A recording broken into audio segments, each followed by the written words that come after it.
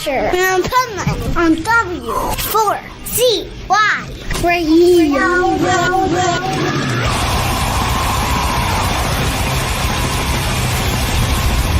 This is the Pipeman here on the Adventures of Pipeman W4CY Radio, and I'm here with our next guest who has some killer new music that we want to talk about, a new single, and oh my God, I love all the story about the whole thing. So let's welcome to the show, SYMETRIA. How are you? Good. How you doing, man? Good. So now I have the most important question right now. Most Absolutely. important. Did I pronounce your band name right? Actually, yes, you did. Wow. Okay, great. Because that is like my worst fear. Is like that's a bad way to start an interview, you know. Yep.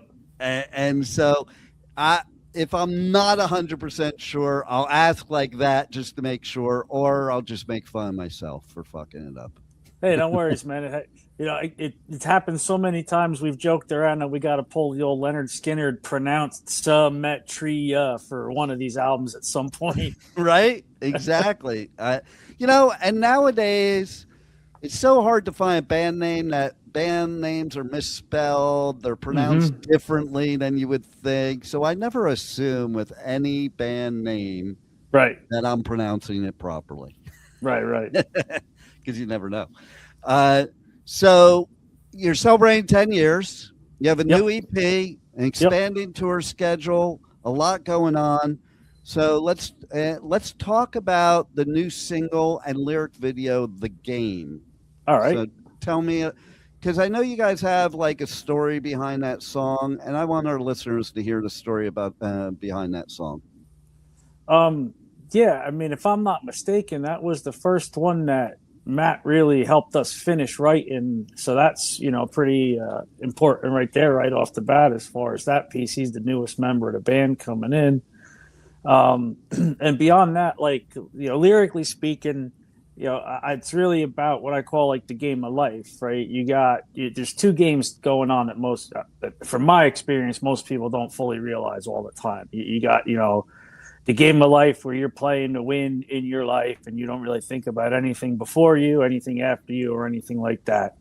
And if you're playing it to win that way, you're not really doing much other than, kind of serving yourself. And at the end of it all, if everybody's playing that way, well, then the big game that most people miss out on, the eternal game, gets missed out on completely. And eventually it all falls apart, Yeah. Totally. And that's what I love about the song is that story behind what it really means, because, people listen to songs, they think they know what it means. And sometimes they may be right, or maybe it's their own meaning. But I think we're really in 2026 playing that game of life. Yeah, and, man. I kind of want to jump off the game board, to be honest. I hear you. Like my wife and I were talking, she's like, what do we do? I'm like, you know what? We just do everything we can to make the world as good a place as possible so that when we come back, we find each other sooner and it's better than it is now. No doubt. And, I've thought of something recently, like, okay, when you go back before the internet, before social media, I don't know that things are necessarily much worse now. Maybe they are, but they're definitely too much more in your face. Right. And so I think some of it shouldn't be so much in our face because, I don't know, it just creates people being a bunch of miserable people because they can't escape all this crap. And there's always been crap as long as there's been politics. Well, and, it's like, there's an over-under here at some point, right? We get to a point where who asked for some of this stuff we're getting? Like, right? I don't remember asking for computers in my car. I don't remember asking for Bluetooth on my grill. And if they're just going to keep force-feeding technology down our throats at some point, like, well, who's asking for this? Because if nobody's asking for it, what are you doing with it? Why are we being, forced and trapped into situations that we may not necessarily want to be in? What a great point. Yeah, if you look back, right, pre-internet, and I'm not anti-internet by any means. I'm anti some things, data centers, AI, surveillance, flock cameras, all that shit. But if you really went back before internet, you stop and think about it, right? If you wanted to see what was going on somewhere else in the world, you went to the library, you got an encyclopedia, somebody had been there, taking pictures, You could go get a National Geographic. You could read about these places that people had been. And then if you decided you wanted to really learn more about it, you went on an adventure for yourself. Now you just sit here and you binge everything on the internet and then go back to your cubicle and punch the clock for 9 to 5. Like, the life we're in is horrible. I'll even go a step further. It's like people don't even care what's said, if it's true or not. They just grab these headlines and run with it. They don't even read articles. Yeah. Like, if you read some of the articles of debate click shit, like the article doesn't even match the headline, but nobody knows because they don't check it out. I also, like, as far as metal goes, like, thank God there wasn't all this shit in the 80s when I was on the Sunset Strip. Okay? Like, I don't want a record of any of that shit, Right?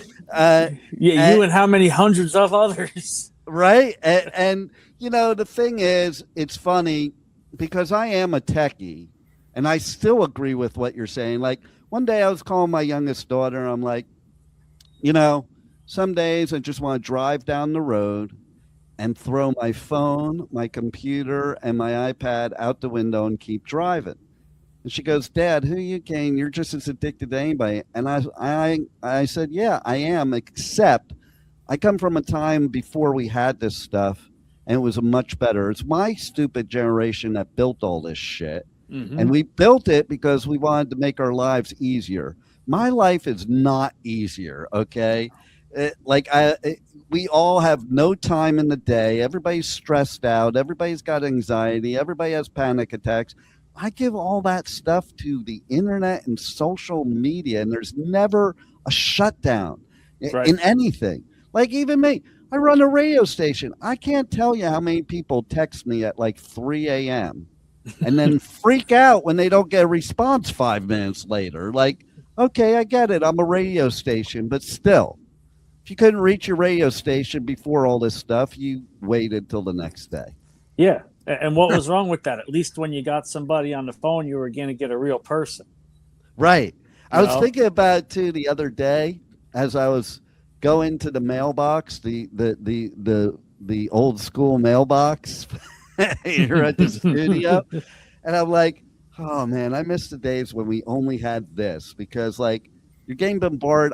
I wake up in the morning, I already have 300 emails and they're just from falling asleep, and it's like, Jesus Christ. Like when the postman came by with your mail, you didn't have 300 pieces of mail ever, no. Like, so it's like, because we have all this, and then, people think because they have all these tools, they should use them all. Just because the tools are available doesn't mean you have to use them. Nope. And I'm 100% on the side with you with AI and the Ring and all that stuff, because, listen, I remember in the 80s saying the machines are going to take over. Well, here we are. Yeah, you ain't kidding, man. Here we are. And not only that, but like my kids all have Rings at their house. No, I don't want a Ring at my house so everything I'm doing is videotaped all the freaking time. And I don't find them to feel safer with that Ring. It's more like they get obsessed with watching who comes to their door all the time. To me, it all creates more fear instead. Yeah. We're being sold as security. I don't feel more secure. I also don't feel more secure when Alexa's interrupting my interviews. Okay. Which when I've done them at home instead of in the studio, that'll happen. Like in the middle of an interview, she'll pipe in and like, hey, butt out. And now music, the most important thing. Okay. We need bands like you that are actually musicians, not people just punching a couple things on a computer and making music. Like, that's weird to me. I don't know. Well, first off, thank you very much. I appreciate that. I think we feel the same way. Right? Music's it's got a life of its own, and you got to know how to curate that life within it as you're putting it together. And you don't get that with a keyboard and a synthesizer the way you do with real instruments and real creativity. Exactly. Right. And to follow with that, like, I like all types of music and all that, but you can't call like a DJ, for example, you know, they're touching buttons here and there. You can't call them musicians, because what are they doing musically? Exactly. Like, I don't even get, I mean, I did get it when I had to do press coverage for once. I'm like, okay, I get this, but I don't get the whole idea of a DJ concert. Like, Yeah, I don't if either. you're at a nightclub, I get it. Okay, that's where there should be a DJ. There should not be a concert for DJs. Yeah. It's like weird to me. Like, what kind of concert is that? You're pushing a couple buttons, twisting a couple knobs, moving some faders, scratching some crap, and that doesn't mean you're not talented, but you're not a musician, like you said. Well, well, if you go one step further, you go over to some of the other countries, they got concerts for holograms, and the whole things are you know, completely CGI generated, and the music is all AI generated. It's just garbage. And I think people don't realize what you're missing there. You're missing the depth, the passion, the emotion that music gives you. Like, if you listen to some of this AI music, does it sound good? Maybe.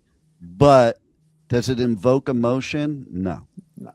And that's what we need. That's what music's the best therapy there is. Like, why would you get rid of the human element of it? Because everybody wants their chance to create it, and they don't want to put the work in to learn how to play the instrument, to take an actual chance at creating it. And that's really what it comes down to. Everybody's capable of learning how to play an instrument, and then you let it take it as far as you want it to take you. It is laziness. I'll be blunt about it. Okay. You know, because I do think of it like, I played drums, I sucked. I played guitar, I sucked at that too. I also sang thrash metal, sucked at that too. But there was one common denominator in all three of those things. The idea of playing an instrument sounded great to me.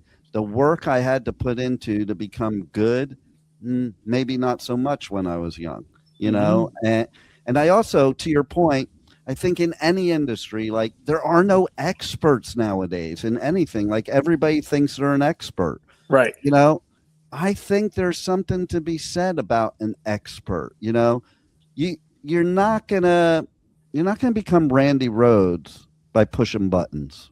No, you're not just. If you're going to master an instrument, it's like mastering a craft or anything else. You know, to get to the point where you're, playing with it on a subconscious level. You just know what you want to hear, and your fingers go there, kind of stuff. You don't get that same relationship, with your JKL semi-space. Right.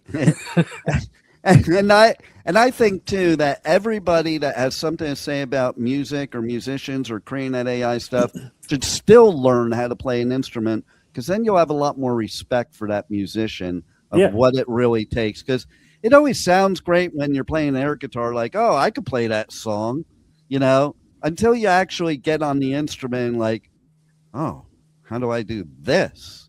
Yeah, I agree.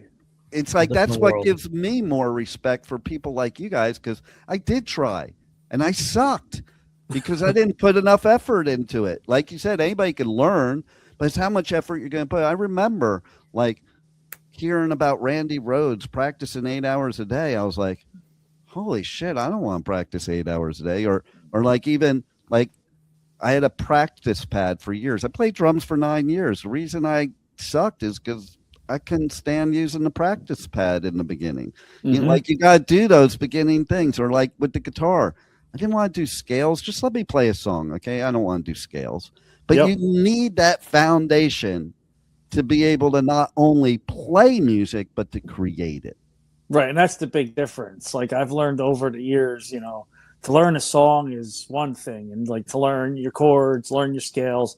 But when you actually start putting something together and taking what you've learned by picking up bits and pieces of other people's music you've played, and you start creating your own sound with that's where learning all of those other bits and pieces really comes in, because you have to understand how it goes together and the flow. Exactly. And there's so many artists I'm impressed with because of what they can do. Like even like artists like you that have been around for 10 years, I'm always so impressed that you can still write new music, because I think it gets harder as you have created a lot of music throughout the years. Like, it's hard to come up with something new, you know, like, you know, think about your first album. Those songs probably last for years, and then you have to come up with other stuff after that. Like, Right. It's, to me, it's so impressive. Yeah, well, I mean, I think part of it is just the fact that so much of like the lyrical content, especially, tends to revolve around a lot of what's going on in the world at the time the stuff's written, right?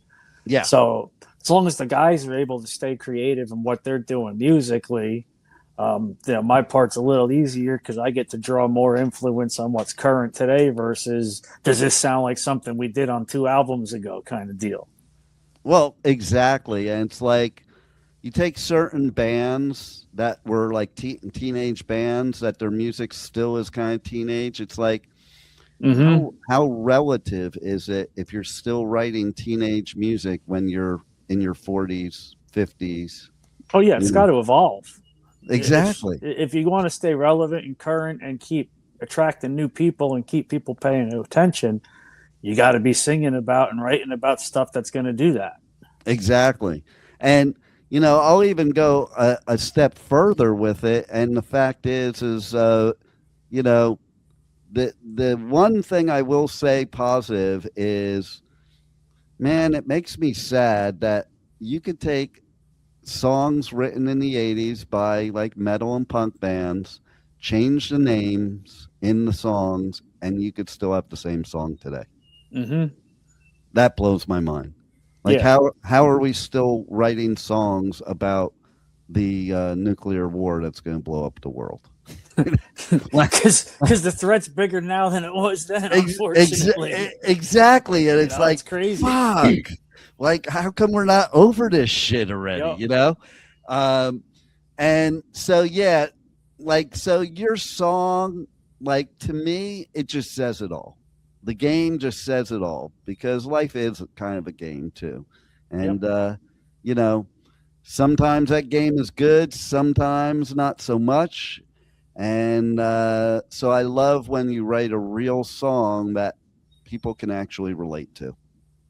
That's the goal, honestly. I mean, and the goal at the end of it all is to have stuff that everybody can relate to in some way. And if it's not one song, it's another one. And if you're not liking, you know, this particular album, you might like a different one. This EP wasn't your flavor, you'll like something else, you know. Exactly. And there's so many people out there looking for something quality to listen to that you just got to put quality material out, I hope. Exactly. And I think that's something AI doesn't do. Like, AI just spits the stuff out like I call it like a puppy mill.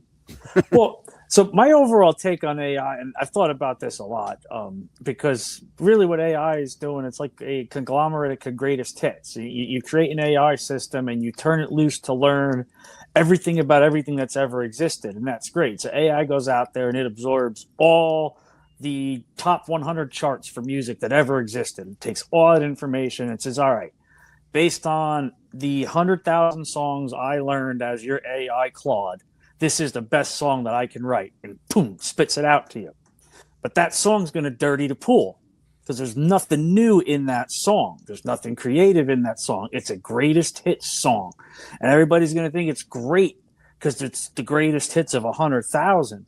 But you dirty that pool half a dozen times, and you're going to notice real quick that the quality's starting to taper off. What a great point, because I've also noticed with AI that when it like searches the internet, most of what it finds to give its synopsis is old. Yeah. Like, I was just looking at something today that the info it was giving me was from like the 80s. Oh, like, wow. That's not really a relevant that's not today, relevant. Right? You know, and here's the problem. People don't proofread or double check this stuff. Like, there's a reason we have the AI for free. It's because then it doesn't cost these major corporations any money to do research and development. We're doing it for them. We're trading in the AI for them. Yep. You know? Yeah, because from a corporate side, they have to spend money to use it. Like we got the guys in the office at work, they had to go and take classes and get licensed. And now whenever they use it, you have to use like crypto tokens to run the AI algorithms. It costs money to use. Yeah. And that's companies aren't realizing that till it's too late. They're already, some of them are already starting to regret the amount of money they're having to spend to get quality products out of the AI service. Exactly. And if there was a live concert you were doing and all the technology took a shit and was gone, you could still do that concert because you're a musician. Yep. What's that artist going to do that only created music using AI? Yeah, forget that. What's the guy who's going to do who can't sing without auto-tune? Well, yeah, well, there you go. I mean, we could go worse than AI if you want. But, right. We could go down a whole rabbit hole there. But you're absolutely right, man. I remember back in the cover days, 20-something years ago, we were playing this little dive bar way up north in Pennsylvania, and we tripped a breaker. So the breaker trips. The only thing left is the drummer and me. Everybody else is gone, and we're playing "Living After Midnight," and the whole bar jumped in. Nice. And it still sounded good. I was still singing. We had a backbeat going with the drums, and everybody else just chimed in and sang along. I love it. I love it. The mainframe didn't shut down. And speaking of performances, you just got done. Like, I go on tour and I do festivals all over the U.S., UK, and Europe, and I am a Jersey boy, and I didn't even know about this festival you just did. Yeah. The New Jersey Metal Fest 11. How was that? I want to hear about that. Matt, why don't you take this one? No, yeah, I thought it went really well. I mean, it was one of our better performances, I'd say, up there with, or at least when I was in it, because the first show I was in with SYMETRIA, we played at Reverb in Reading, and that was like, the guys said, "Oh, that was the best we've done." But at Metal Fest, I thought it was up there as far as like one of our better shows because the crowd was involved, and I mean, yeah, in the heat of the moment, like I'm thinking, oh, I'm playing too fast, but I watch it back and I'm like, oh, I was actually on time. It's crazy what adrenaline will do to you. Right, exactly. And you guys will be back on the 25th at Reverb. Yeah, so we are. Cool. Yeah, we're back at Reverb at 25th, and that's with Metal Church, Heathen, and All Sinners. They're coming through with their first leg of their Dead to Rights tour, and we picked up the local slot for it. Nice. I love it. And yeah, playing with Metal Church, that's cool. I remember seeing them in the clubs way back in the 80s. So. Oh, yeah, we're pretty stoked about that. Nice. I love it. And so how did you guys get together? How did this happen? Mm-hmm. As far as what, Matt coming in or the band as yes, a whole? Yes. Yes. So fun. So really, my mom, she's never on Craigslist. Like she's usually just she's usually on Marketplace or something like that. And she happened to be on it one day while I was up at school because I went to Albright College in Reading, and she texts me and she's like, "Matt, there's this band that's pretty local to you that's looking for a drummer," and I'm like, all right, sure, that sounds good. So I reached out. Vince sent me the Where Do We Go Wrong EP. I learned the parts for that. Showed up. There was another guy there who was he auditioned before me, but then I went up and I did my thing, and they and the guy said to me after, he was like, "Yeah, you beat me on that." I love it. So here we are. That's amazing. It almost sounds like, a Metallica story, because that's how James and Lars got together, an ad. Yeah. It's so old school. I love it. And especially Craigslist in today's day and age, right? I know, right? Threw it up on Craigslist to see if anything would happen, and so many people spend so much. It's so hard to find players anymore, especially at this level where you still want somebody that lives local that you can get together with a lot and stuff like that. I understand when you get further up the line, you can be further apart and pick and choose who you use and stuff because everybody's doing it full time. But we all have jobs, so we're lucky to get together twice a week to keep working on stuff. And having somebody local is really hard. And we found Matt. I think Kenny told us. I think we found Matt within 3 months of Kenny saying that he was going to be stepping out without a problem. And we're sure Matt's not a serial killer, right? Because that's a lot that comes off of Craigslist too. No. It wasn't me on Craigslist. It was my mom. So she's got to get looked into. Oh well, we have to worry about your mom then. Okay, keep an eye out for her. But I think, coming up on being officially in the band almost a year. Yes, September, right? Would be a year. Yeah, September will be a year. So safe to say, I haven't killed anyone yet or have any ideas. That we know of. That we know. Know. Well, yeah. I don't want to see you guys like a made for Lifetime movie or anything. No. The only serial killers we keep around is Milk. Don't worry about it. Right? I love it. That's great. So tell us what else people should know about SYMETRIA. Well, yeah, so outside of the Metal Church show coming up, a couple weeks after that, we're playing a fairly local show up here at the Schuylkill County Fairgrounds for the Veterans Association for the coal region. They're doing a 2-day festival to raise money and awareness for the veterans. Some national acts are coming in, a bunch of local bands are playing. And then we got Labor Day weekend, we are heading out to Ohio to play the Smoking Coals rally in Bloomville. Nice. That's our first time on something that big. I believe like Lita Ford, Hinder, and a couple others of that scale are headlining that one. 2 weeks after that, we're in Allentown at a local place called the Allentown Arts Gallery. And then November 1st, we're down in Birdsboro with friends of ours for their annual big B&R Fest, they call it. It's a big local metal band concert with a bunch of bands that have been in the Reading area for anywhere from 10 to 30 years, depending on who's there. I love it. And I love that you're going to be playing with Lita Ford. She's actually come in our studio here because she lives in South Florida. Oh, cool. And she is cool as hell. Like, you never know sometimes with people. Right. But that's why I find the icons like her are always the ones that are cool as hell. It's usually the bands that think they're icons and aren't that are not cool as hell. It's like you mentioned Leonard Skinner. I interviewed them 3 times before Rosington died. Okay. And those dudes, they're just good old boys. They have no clue that they're Leonard Skinner like they do, but, not by their attitude. They were just laughing the whole interview. Like they're just having a good time. And that's the way it should be, man. It's music. Yep. You can't take yourself too seriously. No, take serious about your craft, but not about who you are. Yeah, if you're blessed enough to be out there doing it at a professional level, it should be fun. Oh, you know what? At any level. Yep. If you're not having fun playing music, that's the wrong career because most of it sucks. It's the music part that's supposed to be fun. If you're not having fun with that, like, where are you going? It's like when you played football when you were a kid, right? You practice 3 nights a week, beating the hell out of yourself so you could play a game on Sunday. Exactly. So with Metal Fest, we were there. We loaded in at 12:30. Our set was at 6:15.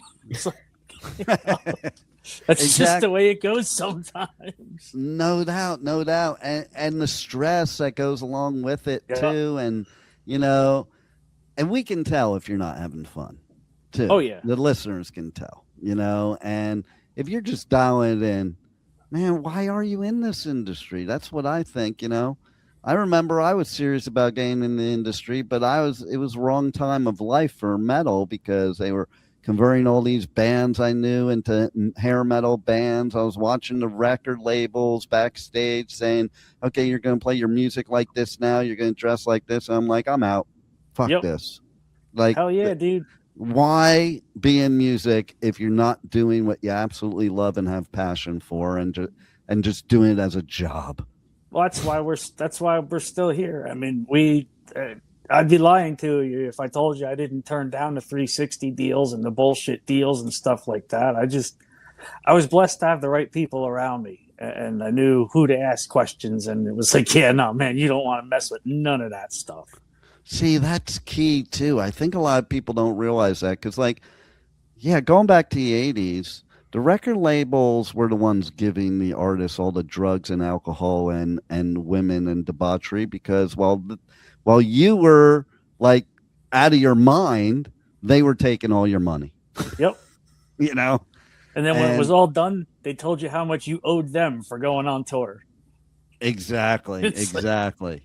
Oh my God. Like, I definitely, you're flashing me back to a lot of stories of friends of mine and what they went through. And, yeah, you know, like, it's funny because you take somebody like Metallica, and that's where they were kind of smart because they got past that part. They left LA to get away from that, you know, and it is pretty funny though, because I am originally a Jersey boy, but my dad, 1980, comes up to me. I was 12, and he's like, "Pack your bags. We're moving to California in 3 days." And so, like, I thought it sucked when he said that. Now looking back, well, that was great. What a perfect time to end up at the Sunset Strip. Yeah, no shit. And that whole area. And then I went back to Jersey for college, and I kind of laughed because, like, so I was at Metallica's first show ever. And then when they left LA, me and my bro used to hitchhike up to the Bay Area, you know, to catch them up there. And so then I go back to Jersey, and where am I in Jersey? I'm in Old Bridge is where I'm living, the Old Bridge militia. And I my friends there all loved to say that Metallica was from New Jersey, and I used to say to them, yeah, after they were from the Bay Area, after they were from LA. Right. Like it's so funny. If you go to those three places, they all claim that that's where Metallica originated. Well, yeah, and the irony in all that is, right, I was fortunate enough to talk to Chris, the head of the Old Bridge Militia, before he passed a few years back. And I was sitting in the bar one night. We're watching the classic car auction, and we're talking about that era and Johnny Z and what he did bringing Metallica out and everything. And he's like, dude, the thing people don't realize is Metallica was only here for like 6 to 9 months. Right. And then they were gone. He's like, exactly. They dominated Jersey for 6-7 months, and then boom, they were gone. Which is amazing, because the one that you think you would lay claim to would be Anthrax, since they're actually from New York. Yeah. And but it was like a very interesting scenario, the whole Old Bridge Militia thing. And like, who would have thought? And Hunka Bunkas and English Town. Like I would have never thought of like, ooh, English Town is the place for metal. But that's funny that you were there. So that's where SYMETRIA actually started. I was in Hillsborough, New Jersey back 10 years ago when we started the band. And the first couple places we played were Dingbats up in Clifton, Brighton Bar down in Long Branch. I lived in Ocean Township, right? Not the Stone. Branch. What was the little one in Asbury Park? Wasn't the Stone Pony? Well, you got the other Stone one. Pony, but there is another one. I can't remember the name. It was like the Cellar or something like that. Yeah, I can't remember. The Saint. Quick. The Saint was down the there. Saint. TT Quick used to play there all the time. Yeah. Yep. You got it. So we actually, the first CD was supported by the Old Bridge Militia. One of the guys from down there picked it up. He sent it out to a DJ that's on the air at a college station in Lincoln, Nebraska. It's been on SOU, yeah. We actually interviewed up at SOU back in 2018. So, nice. And then, so they were really supportive of us early on. So it's pretty cool that you were tied up with them too there. Yeah, it is kind of wild. Like, I think about in the different scenes I was in, and like it's so wild. It's almost like then was a cultish time. Yeah, much less and much more so than now. Now, like, listen, we didn't listen to any metal if it was played on the radio, besides something like SOU. Right. SOU was okay. You know, but if it was played on like PLJ or some shit like that, nope, I'm out. And now you got like bands like Lorna Shore that are like rising in the pop charts. Yeah. And I'm like, wow, It's wild. It's definitely an interesting time. Right? You know, they say metal's dead. I don't know. I go to these festivals where there's over 100,000 people. I don't think it's dead at all. I think that's what they want you to believe. I think we've seen a lot of stuff, coming back. I mean, I even saw a post the other day, Timmy McMurtry and Billy Milano from MOD finally buried the hatchet, and they're, stopping their feud and talking about like doing stuff together and things. Wow. Like you're talking I've seen so many of the older heads getting active again and working problems out with each other and just doing the right thing for the music finally. And you're older, so you're not as much of an asshole as when you're younger. Yeah, sooner or later you got to calm down, right? Exactly. But I do know that, like, I was really bummed out. Last year, one of the festivals I do was going to have SOD, but it was tribute to SOD, but it was Scott Ian. It was Jamie Josta was going to sing. Okay. And then it was Scott's son playing drums, which he's really, really good. Who was it on guitar? Was it Demo? I can't remember who it was on guitar. And it was like, I was so excited, and then it got squashed because Billy Milano was like, nope, you guys. Yeah. He didn't. I guess he didn't squash with Scott Ian. Yeah. Maybe he's making the rounds. He'll knock on Scotty's door next. I know, right? Because he did say some shit last year, and then all of a sudden it just didn't happen. But yeah, I'll tell you what, though, it was funny. I was covering Grass Papa a few years ago, and so Mr. Bungle played. Okay. And so they do a cover of Speak English or Die, but they don't say English. Okay, so like in the States, I saw them play, and they were like Speak Spanish or Die. And then there, they called it Speak Flemish or Die, because that little part of Belgium where that festival is, that's their language. Okay. You know, there's like 3 languages in Belgium, but that one is just for that. Like, imagine if you had your own language for Reading. Right. That's what it was like. Well, you kind of do. Let's not be wrong. Well, that's true. That's true. It's like I can pick what part of Jersey, what town somebody is from in Jersey. Oh, yeah. You know, by listening to them. And, of course, every borough of New York, you can tell the difference. You know, people down here in Florida, they think we all sound the same, but it's the same thing as anything. Like, yeah, I could tell in that whole tri-state area, oh, you're from here, and how'd you know? They obviously know how you know because you're from that area. Right. So how do people reach out to you guys? Check out the new music, check out the lyric video, and everything else. Yeah, so basically you could pop in the band name just as it's spelled, SYMETRIA, SYMETRIA, into wherever you search your music, and we'll come up. We're on Apple Music, we're on Spotify, we stream on Tidal, we stream on Deezer, YouTube Music. We have a YouTube channel that has various concert videos, live footage, as well as the lyric video for the game is up there. You could check it out there. Our Facebook page you could find on Facebook, SYMETRIA Band, and you can follow us there. And we're in the process of getting a website launched because after 10 years, I guess it's time.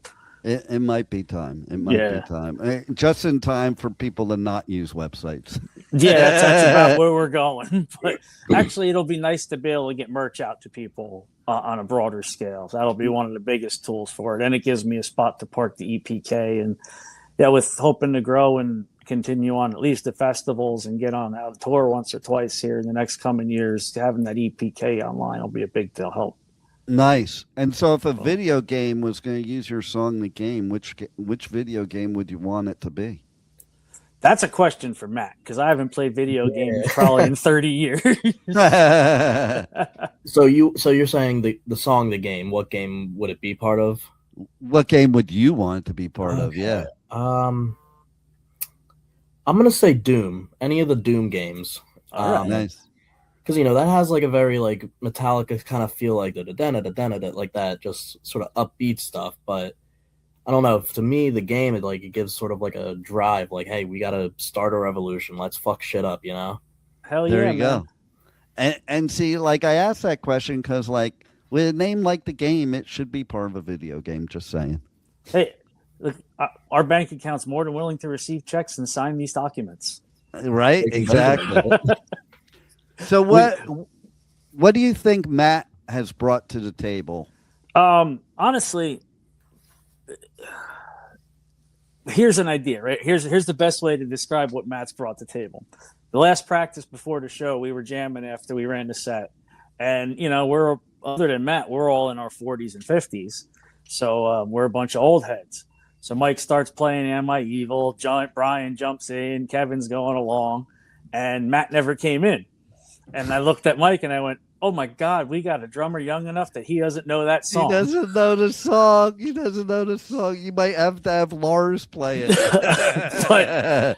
But, you know, at the same time, he's brought so much stuff just in screwing around at practice that we've never imagined being able to add to our music already, that I can't wait to see what Wrighton continues to bring with him. You know, he's got a different ear.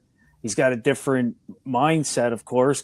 And at the same time, he's as big an Alice Cooper fan as I am. You know? Nice. So it's a really cool element to have somebody with his younger musical taste and experience and different feel for things to come in and still be as connected to, at least I am, with some of the older music and stuff that, you know, I grew up listening to my father's records of Alice Cooper, you know, $1 Billion Babies, Welcome to My Nightmare and stuff. So it's awesome.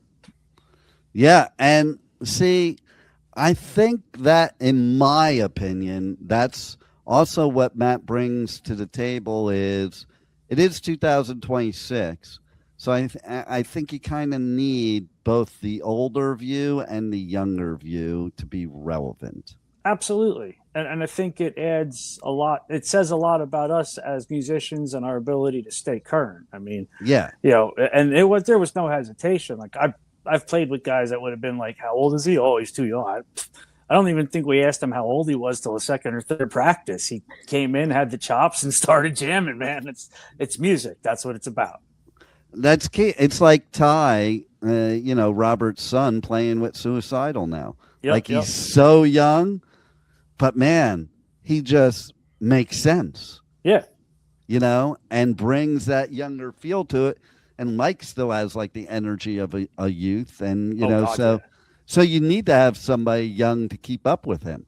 Yeah. And if you're going to try to be a current band, like, you don't go out and find another 55-year-old drummer to sit in behind the kit if you want to keep going for another 20 years, not when you've got somebody that's young, powerful, and enthusiastic and wants to come and play. I got to tell you, too, to your point, I'm 59, and I couldn't imagine touring playing drums. Right. Like, I think any other, like guitar, singing, whatever's got to be easier at this age. But, yes, if you're playing some, like, Beatles music, maybe, you know, but but not playing metal. Like, I'm in amazement at some of the drummers that they can, you know, even keep up without dying, you know, because I don't think people realize how much brutal work it is to be a metal drummer. You have to be in good shape. Man. Yeah. You have to be in good shape. Well, I'm not in great shape, but I'm working on that. You're in great shape for drumming. Yeah. No, So, yeah. Two different things, yeah. We'll keep you busy. We'll sweat you into shape. Yeah, it was after, I don't know, it was like my second or third show, and it was at like this little dive bar or something, and after the show, like I had like a gray shirt on, and it was just black, like with sweat afterwards, and Brian, his wife, was like, Matt, get a different shirt, it's cold outside, you're gonna get sick. Like, so I just got one from the merch table, and all. Yeah. Like, all right. Yeah. Oh my God, I love it. Because you brought me back to a Slayer show I was at Lemore's in the middle of winter. And I was sweating from head to toe and walked outside. I didn't feel it for like 15 minutes, but it was, I don't know, it was like 0 out or something like that. And I was like dripping wet. And yeah, I was very grateful for the drive back because Oh yeah. Even with the heat, it was still like, oh yeah, I can feel every inch of my skin. right. And then once it's clammy, forget it. Now you're just cold. Yeah, Exactly. Like that's another thing too. Being a drummer in the different weather, like even the fact of playing here in South Florida as a drummer, Jesus Christ, with it being feels like 109. How are you drumming? And that humidity. I'm like, oh my God. Like there's some bands I've interviewed down here or at like Rockville, and I'm like, how do you even dress like that on stage, man? Like I moved down here and I'm permanently, I have two types of shorts, my summer shorts and my winter shorts. The winter shorts are a little longer and a little thicker. Okay. That's the extent of my winter down here. So I can't even imagine. Yeah. I can't even imagine performing anything on stage down here. I have a hard enough time doing press with that weather. It's like, but getting up on stage and giving all you got. See, these are things I like to point out to listeners that they realize that there's a lot that you guys put into a live show. Mm-hmm. You're not just having fun. Are you having fun? Yes, you're having fun. But there's a lot of effort and sacrifice and work that goes into that. And I think everybody needs to know that it's not like, oh, look at them, they got lucky, and they got a dream job. Yeah, I'd like to see most of those people say that, do what you guys do, to be honest. Oh, well, thank you. Yeah. I mean, it does like mad respect, and even the fact of doing festivals. Okay. So you guys know about like festival flu, and I get it all the time. You're breathing in that dust. I always wonder how artists are up there playing, especially singers, and singing while that dust is going in your throat. Cause I get that while I'm doing interviews, and like I lose my voice first day, right. of doing interviews, and I can't breathe and my nose is stuffed up.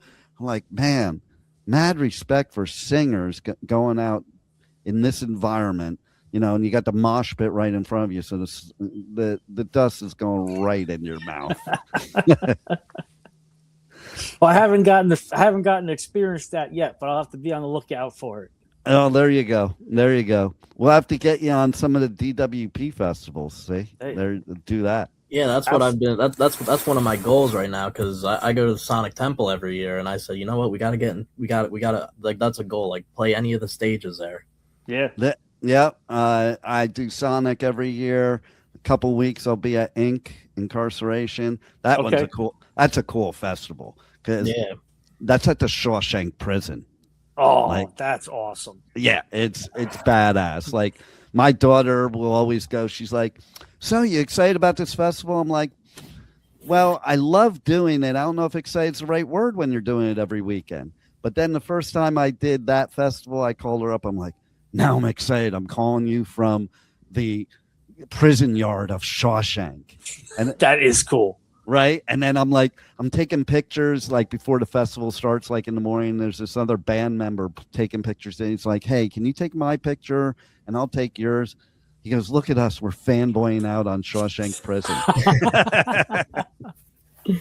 So, yeah, let's get you to those festivals. It sounds good to me, man. I'd love it. There you go. Well, anything else you want to add that the listeners need to know that we haven't covered already? No, I think we about covered it, man. Hopefully they, like I said, look us up wherever you look for music and give us a follow, check it out, and hopefully we'll see you live. Absolutely. Well, you guys keep rocking, and Matt, you keep those old dudes in line. I'll do my best. And he is the timekeeper. There it is. And so you better make sure you're on time. Yes. Because I said, hey, I need a click, and then Vince was like, no, you don't. You're good. That's great. We were instantly tighter when he came in, so he is our click. I love it. Well, that's amazing. Your music's amazing. Thank you. Thanks for still making music, and thanks for being on the Adventures of Pipe Man. Hey, as long as Thank there's you. people there to listen, we'll make it. So thank you very much for having us, man. You got it. Take it easy. Thank you for listening to the Adventures of Pipeman on W4CY Radio.